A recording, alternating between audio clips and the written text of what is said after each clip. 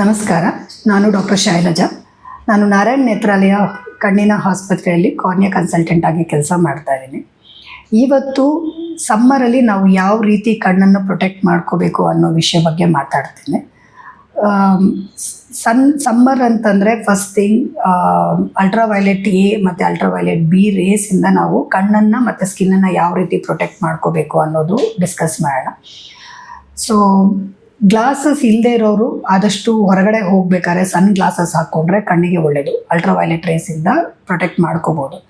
So ಕೆಲವೊಬ್ಬರಿಗೆ ತುಂಬ skin sensitive ಇರೋರು ಇರ್ತಾರೆ, ಇಲ್ಲ ಝೀರೋಡರ್ಮಾ ಪಿಗ್ಮೆಂಟೋಸಾ ಅನ್ನೋ ಕಂಡೀಷನ್ ಇರೋರು ಇರ್ತಾರೆ. ಅವ್ರಿಗೂ ಅಷ್ಟೇ ಸ್ವಲ್ಪ ಸ್ಕಿನ್ ಕ್ಯಾನ್ಸರ್ಸ್ ಆಗೋ ರಿಸ್ಕ್ ಇರುತ್ತೆ. ಆಮೇಲೆ ಕಣ್ಣಿನೊಳಗೆ OSSN ಅಂತ ಕಣ್ಣಿಂದು ಕ್ಯಾನ್ಸರ್ ಬರೋ ರಿಸ್ಕು ಸ್ವಲ್ಪ ಸಮ್ಮರಲ್ಲಿ ಜಾಸ್ತಿ ಇರುತ್ತೆ. ಈ ಥರ ಕಂಡೀಷನ್ ಇರೋರಿಗೆ ಅವರು ಪ್ರೊಟೆಕ್ಟ್ ಮಾಡ್ಕೊಳ್ಳೋ ಗ್ಲಾಸಸ್ ಅಂದರೆ ಸನ್ಸ್ಕ್ರೀನ್ ಗ್ಲಾಸಸ್ಸು ಹಾಕ್ಕೊಂಡ್ರೆ ಒಳ್ಳೆಯದು.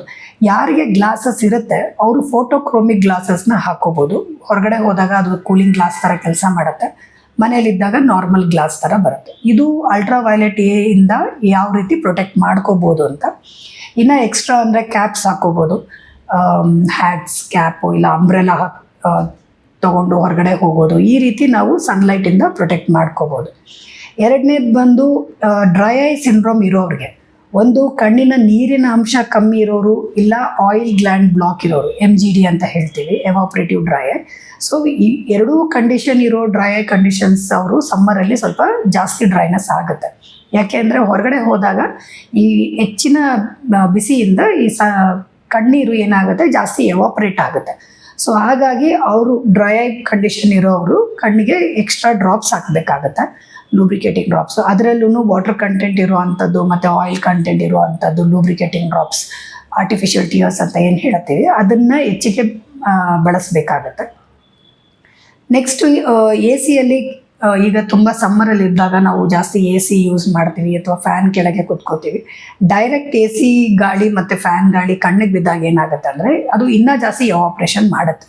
ಸೊ ಹಂಗಾಗಿ ಎವಾಪ್ರೇಟಿವ್ ಡ್ರೈ ಐ ಇರೋರಿಗೆ ಸ್ವಲ್ಪ ಡ್ರೈನೆಸ್ ಜಾಸ್ತಿ ಅನಿಸುತ್ತೆ, ಇಲ್ಲ ನಾರ್ಮಲ್ ಆಗಿರೋರ್ಗು ಸ್ವಲ್ಪ ಕಣ್ಣಿನಲ್ಲಿ ಡ್ರೈನೆಸ್ ಅಂತ ಅನಿಸುತ್ತೆ. ಸೊ ಡೈರೆಕ್ಟಾಗಿ AC ಮುಖ ಮಾಡ್ದಿರ, ಮತ್ತು ಫ್ಯಾನು ಅಷ್ಟೇ, ಈ ಟೇಬಲ್ ಫ್ಯಾನ್ ಎಲ್ಲ ಡೈರೆಕ್ಟಾಗಿ ಮುಖಗೆ ಹೊಡಿಯೋಂಗೆ ಇಟ್ಕೊಳ್ದಿರ ಆದಷ್ಟು ಫ್ಯಾನು AC ನಮ್ಮ ಬ್ಯಾಕಿಂದ ಬರಬೇಕು. ಸೊ ಹಿಂದೆಗಡೆ ಗೋಡೆಗೆ AC ಇದ್ದರೆ ನಾವು ಅದರ ಆಪೋಸಿಟ್ ಫೇಸ್ ಮಾಡಬೇಕಾಗುತ್ತೆ. ಆ ಥರ ಇದ್ದಾಗ ನಮಗೆ ಡೈರೆಕ್ಟಾಗಿ ACದು ಎಫೆಕ್ಟು ಕಣ್ಣಲ್ಲಿ ಅಷ್ಟೊಂದು ಇರೋದಿಲ್ಲ. ಮತ್ತು ಲೂಬ್ರಿಕೇಟಿಂಗ್ ಡ್ರಾಪ್ಸ್ ಅಂತ ಏನು ಹೇಳಿದೆ, ಆರ್ಟಿಫಿಷಿಯಲ್ ಟಿಯರ್ಸು, ಅದನ್ನು ಯೂಸ್ ಮಾಡೋದ್ರಿಂದ ಡ್ರೈ ಐ ಸ್ವಲ್ಪ ಮಟ್ಟಿಗೆ ಕಮ್ಮಿ ಮಾಡ್ಕೋಬೋದು. MGD ಅಂತ ಹೇಳ್ತೀವಿ, ಕೆಲವೊಬ್ಬರಿಗೆ ಮಿಬೋಮಿಯನ್ ಗ್ಲ್ಯಾಂಡ್ ಡಿಸ್ಫಂಕ್ಷನ್ ಇರುತ್ತೆ ಮುಂಚೆಯಿಂದನೇ ಎವಾಪ್ರೇಟಿವ್ ಡ್ರೈ ಐ ಇರೋರಿಗೆ. ಅದರದ್ದು ಟ್ರೀಟ್ಮೆಂಟು ಹಂಗೆ ಕಂಟಿನ್ಯೂ ಮಾಡಬೇಕಾಗುತ್ತೆ. ಸ್ವಲ್ಪ ವಾರ್ಮ್ ಕಂಪ್ರೆಷನ್, ಲಿಡ್ ಮಸಾಜ್ ಎಲ್ಲ ಏನು ಡಾಕ್ಟ್ರ್ ಹೇಳ್ಕೊಟ್ಟಿರ್ತಾರೆ ಅದನ್ನು ಕಂಟಿನ್ಯೂ ಮಾಡ್ತಾ ಇದು ಎಕ್ಸ್ಟ್ರಾ ಲೂಬ್ರಿಕೇಟಿಂಗ್ ಡ್ರಾಪ್ಸು ಹಾಕಬೇಕಾಗತ್ತೆ. ಇನ್ನು ಸಮ್ಮರಲ್ಲಿ ನೆಕ್ಸ್ಟ್ ಕಂಡೀಷನ್ ಅಂತಂದರೆ ಈ ಪೋಲನ್ ಎಲ್ಲ ರಿಲೀಸ್ ಆಗಿ ಸೀಸನಲ್ ಅಲರ್ಜಿ ಅಥವಾ ಸ್ಪ್ರಿಂಗ್ ಕೆಟ್ರಾ ಅಂತ ಏನು ಹೇಳ್ತೀವಿ, ಅದು ಯೂಶಲಿ ಸಮ್ಮರಲ್ಲಿ ಈಗ ಸ್ವಲ್ಪ ಜಾಸ್ತಿ ಆಗುತ್ತೆ ಮಕ್ಕಳಲ್ಲಿ ಅಲರ್ಜಿ ಇದ್ದವ್ರಿಗೆ. ಸೊ ಅವರು ಅಷ್ಟೇ, ಯಾರಿಗೆ ಮಕ್ಕಳಿಗೆ ಕಣ್ಣು ತುಂಬ ಕೆಂಪಾಗ್ತಿರುತ್ತೆ, ಕಣ್ಣು ಜಾಸ್ತಿ ಉಜ್ತಾ ಇರ್ತಾರೆ, ಅವರು ಒಂದ್ಸತಿ ಕಣ್ಣು ಚೆಕಪ್ ಮಾಡಿಸ್ಕೊಂಡು ಏನಾರ ಅಲರ್ಜಿ ಏನಾರ ಜಾಸ್ತಿ ಆಗಿದ್ರೆ ಅದಕ್ಕೆ ರಿಲೇಟೆಡ್ ಡ್ರಾಪ್ಸ್ ಹಾಕ್ಕೋಬೇಕಾಗುತ್ತೆ. ಇನ್ನು ಕಣ್ಣಿನಲ್ಲಿ ಮುಂಚೆನೇ ಕಣ್ಣಿನ ಅಲರ್ಜಿ ಇರೋರಿಗೆ ಯೂಶಲಿ ಸಮ್ಮರಲ್ಲಿ ಟೆಂಪರೇಚರ್ ಜಾಸ್ತಿ ಆಗೋದ್ರಿಂದ ಕಣ್ಣಿನ ಅಲರ್ಜಿನೂ ಜಾಸ್ತಿ ಆಗುತ್ತೆ.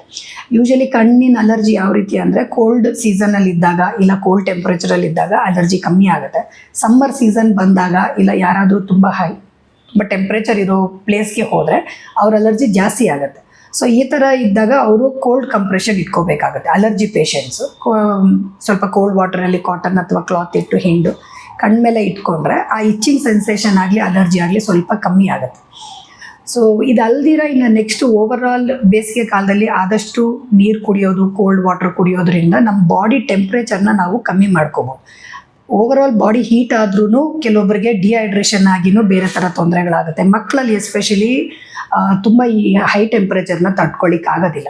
ಸೊ ಹಂಗಾಗಿ ಅವ್ರಿಗೆ ಆದಷ್ಟು ಕೂಲ್ ಡ್ರಿಂಕ್ಸ್ ಕೊಡೋದು, ಇಲ್ಲ ಅಂದರೆ ಕೋಲ್ಡ್ ವಾಟರ್ ಸ್ಪಾಂಜ್ ಥರ ಕೊಡೋದು, ಈ ರೀತಿ ಮಾಡಿ ಬಾಡಿ ಟೆಂಪ್ರೇಚರ್ನೂ ಅಷ್ಟೇ ನಾವು ನಾರ್ಮಲಾಗಿ ಇಟ್ಕೋಬೇಕಾಗತ್ತೆ.